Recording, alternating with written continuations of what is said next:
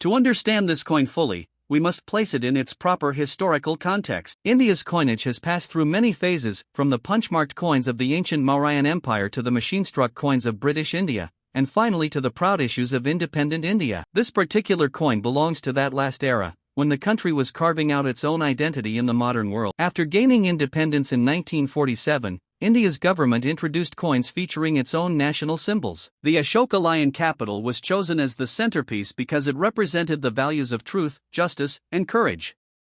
Alongside the emblem, inscriptions in Hindi and English reflected the linguistic diversity of the country and its embrace of both tradition and progress. The coin you see here is likely made from nickel or cupronickel, alloys chosen for their durability and resistance to wear. Coins of this period were struck with high precision at the India government mint in cities like Mumbai, Kolkata, Hyderabad, and Noida. Each mint had its own small identifying mark, which careful collectors look for under magnification to determine exactly where a coin was produced. What makes this coin especially intriguing is its preservation. While most coins from circulation are dulled and scratched from decades of use, this piece retains crisp details, suggesting it may have been stored away early in its life. For collectors, condition is everything. A well-preserved coin can be worth several times more than the same coin in worn condition. In the world of numismatics, coin collecting, value is determined by three main factors: rarity, demand, and condition. If the coin was minted in limited numbers or has any minting errors such as an off-center strike, missing lettering, or a doubled image, it could be highly sought after. Even without errors, coins from certain years are scarcer simply because fewer were minted or because most have since disappeared from circulation. This is why serious collectors examine every detail under magnifying lenses. The alignment of the lettering, the depth of the engraving, and even tiny variations in the design can mean the difference between a common coin and a prized treasure. But beyond financial value lies its cultural value. Coins like this are reminders of India's early decades of independence, years marked by rebuilding, industrial growth, and a new sense of national pride. Every coin was a symbol carried by millions of citizens in their daily lives, reinforcing the unity of a diverse nation. Today, this coin, though small in size, carries a weight of history far greater than its metal content.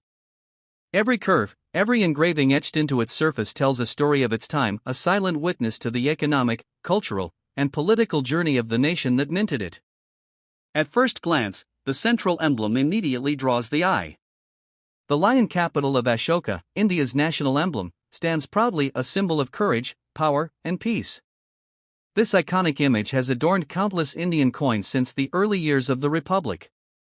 Its presence on this coin ties it to a tradition of national pride and identity that stretches back decades. Surrounding the emblem is an intricate floral design, a circular motif representing growth, unity, and prosperity. The delicate patterning around the coin reflects the artistry of India's mints, where functionality met aesthetics in perfect harmony. Unlike modern coins, which often favor simplicity, older coins like this one carried ornate borders to give them a sense of distinction and beauty.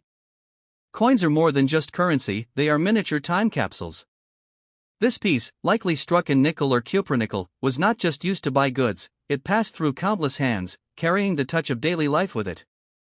Farmers, merchants, travelers, and students all may have held this very coin at some point, exchanging it for food, transport, or education.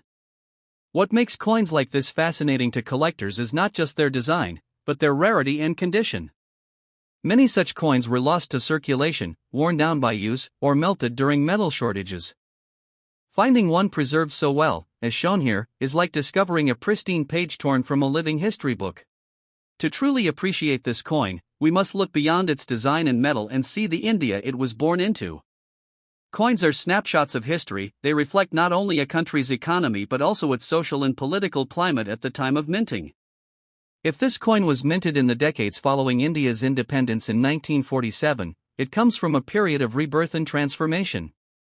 India was transitioning from colonial rule to self-governance, building its own industries, and establishing its currency system free from British influence. The rupee was redesigned to feature Indian motifs, replacing the imperial images of George VI or Queen Elizabeth II that once appeared on earlier coins. During the 1950s and 60s, India launched its 5-year plans, ambitious programs aimed at industrial growth, infrastructure development, and agricultural modernization. Every coin struck in this period symbolized the nation's effort to build an economy from the ground up. These coins passed through the hands of factory workers, farmers, and traders who were witnessing a country striving towards self-sufficiency. The lion capital of Ashoka, chosen as the national emblem and proudly displayed on the coin, reflected ideals of justice and peace, a conscious reminder of India's ancient heritage guiding its modern path. Surrounding floral patterns were not mere decoration but represented prosperity, fertility, and growth, mirroring the goals of a nation determined to feed and educate its people. Currency reforms during these decades also made India shift away from the old Anna system to the modern decimal rupee. Coins like this were part of that change, teaching millions of citizens to think in new terms. 100 paise equals 1 rupee. What seems ordinary today was revolutionary at the time, a practical symbol of India stepping into the future. Internationally, India was asserting its voice in world affairs. It remained non-aligned during the Cold War, forging partnerships with both East and West. Trade deals, infrastructure aid, and industrial collaborations influenced coin production too, as metals were imported, minting technology upgraded, and new denominations introduced to meet growing economic needs. Holding this coin is like holding a time capsule from a nation in motion. It circulated in bustling markets where spices and textiles were sold, on train platforms crowded with travelers exploring new opportunities, and in classrooms where children learned arithmetic using these very coins as examples. For collectors, such a coin isn't just a financial asset, it is a living witness to India's struggle, resilience, and progress.